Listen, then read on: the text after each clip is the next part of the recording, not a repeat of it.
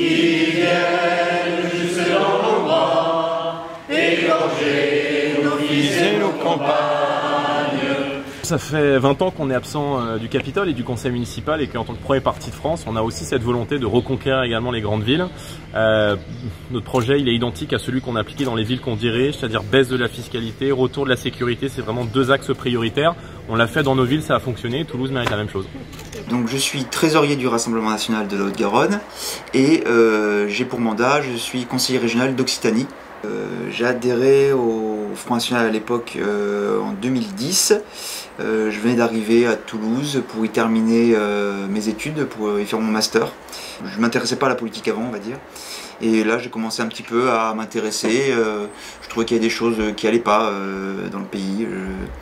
Je trouvais qu'il y avait une certaine décadence, des problèmes liés à l'immigration, mais j'avais pas, on va dire, d'idée particulière sur les différents partis politiques qui étaient présents. Donc j'ai un peu regardé les différents programmes qui étaient proposés de tous les partis politiques et j'ai trouvé que celui du Front National, que Marine Le Pen venait d'être élue présidente du mouvement, était voilà, celui qui correspondait le plus à mes idées.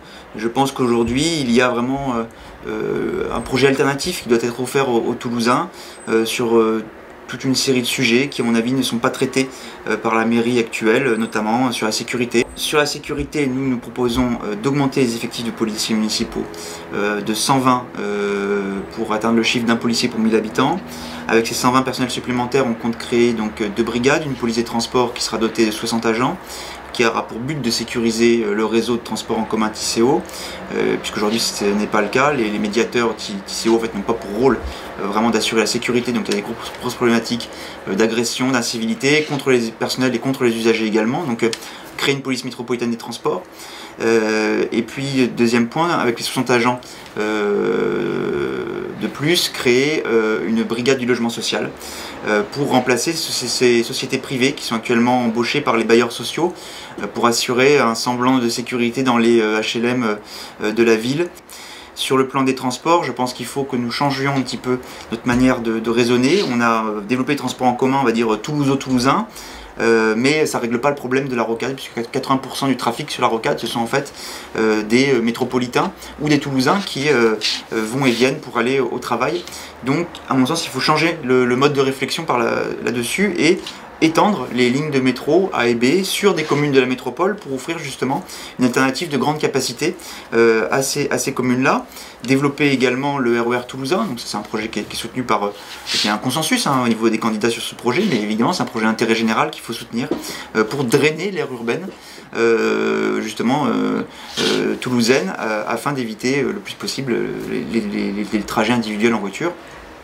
Et puis, dernier point sur l'urbanisme, je pense qu'il y a une dérive assez inquiétante à Toulouse où on construit de plus en plus des quartiers qui sont souvent sans grande vision architecturale, qui ne collent pas à l'identité architecturale de la ville de Toulouse, qui sont mal desservis en termes de transport en commun, en termes de services publics, dans lesquels il y a des problématiques, voilà, des quartiers qui sont sans vie, sans âme, qui en plus vieillissent plutôt mal. Je vois Bordeaux Rouge, ça a plutôt assez mal vieilli.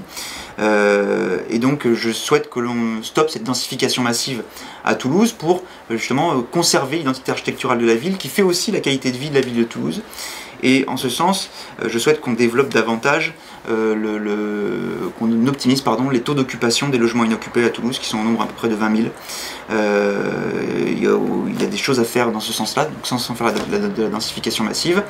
Et je propose aussi de réhabiliter entièrement les quartiers de Marengo, Terre-Cabade et Guillemerie, donc qui jouxtent les voies ferrées actuellement entre la gare Matabiau et l'avenue Camille Pujol, en faisant la couverture de ces voies ferrées qui va me permettre en fait de faire passer aussi le tramway en site propre de la station de Palais de Justice jusqu'à la gare Matabiau pour avoir une ligne de tramway enfin qui relie l'aéroport et la gare Matabiau.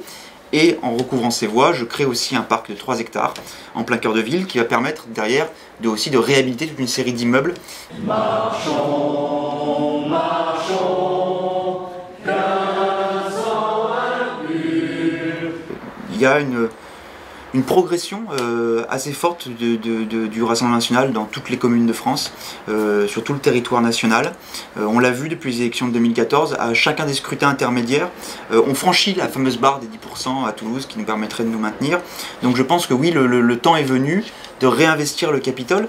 Le fait d'être effectivement présent au sein du conseil municipal, ça va permettre effectivement pour nos électeurs, pour les gens qui sont attachés à la propreté, à la sécurité, d'avoir leur voix qui soit portée tout au long du mandat et de pouvoir justement faire pression sur le maire qui sera en place pour justement avoir des réponses sur les thématiques qui nous sont chères. Et donc il me semble qu'il y a une voix effectivement différente à porter dans cette élection et c'est ce que je m'emploie à faire dans le cadre de ces élections municipales.